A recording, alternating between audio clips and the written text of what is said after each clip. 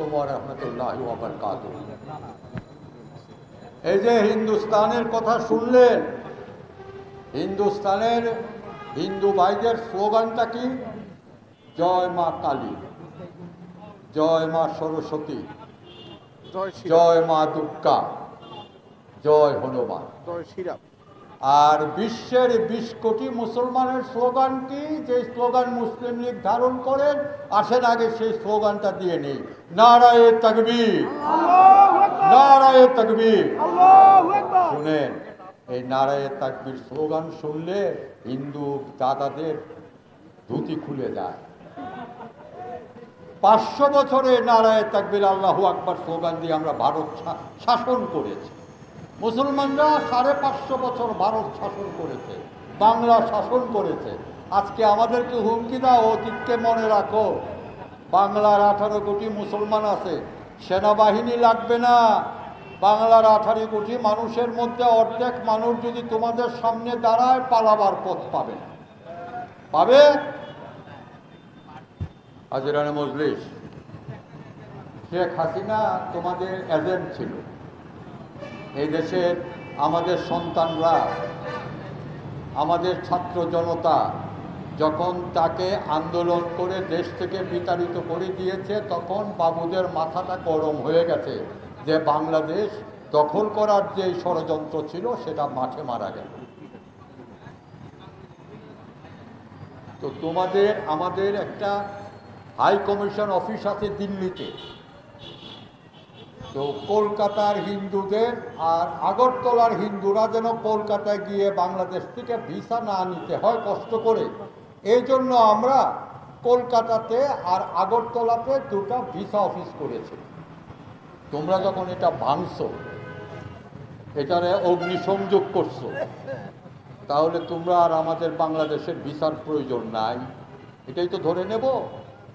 তাহলে এই সরকারকে আমরা মুসলিম লীগের পক্ষ থেকে, এই দেশের তৌহিদি জনতার তরফ থেকে এই সরকারের কাছে বলছি যে আপনারা আগরতলা এবং কলকাতা থেকে আমাদের 2টা ভিসা অফিস প্রত্যাহার করে নিয়ে আসেন। বলেন ঠিক কিনা?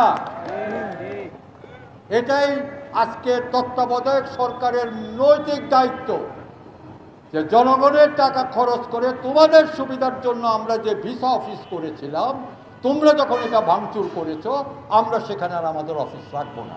তুললে নিয়ে আসেন, আমাদের হাই কমিশন অফিস তো আছে দিল্লিতে, ওখানে গিয়ে ভিসা নিয়ে আসেন, আমাদের কোনো আপত্তি নাই। আরে মুসলমানরা তো উদার, মুসলমানরা তো জন্মের পর থেকে সূরা কাফেরুনে বিশ্বাস করে।